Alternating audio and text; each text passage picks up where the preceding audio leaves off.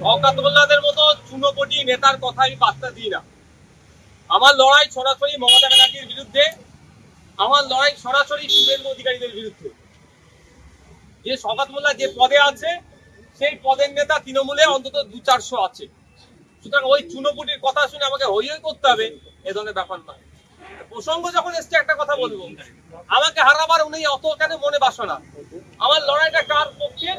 আমার লড়াইটা দলিতের পক্ষ নেই, আমার লড়াই আদিবাসীর পক্ষ থাকে, আমার লড়াইয়ে পিছিয়ে বর্গের মুসলমানদের হয়ে কথা বলে, আমার লড়াইয়ে 26,000 যে চাকরি বাতিল হয়েছে, বৈধ পন্থায় যারা চাকরি পেয়েছে তাদের চাকরি ফিরিয়ে দেওয়ার লড়াই। আমার লড়াইটা হচ্ছে অভয়ার বিচার পাওয়ার লড়াই, আমার লড়াইটা হচ্ছে পরিযায়ী শ্রমিকদের সাথে থাকা লড়াই। আমাকে হারানোর জন্য এত উঠে পড়ে লেগেছে কেন? একবারের জন্য শুভেন্দু অধিকারী নাম নিচ্ছে না কেন?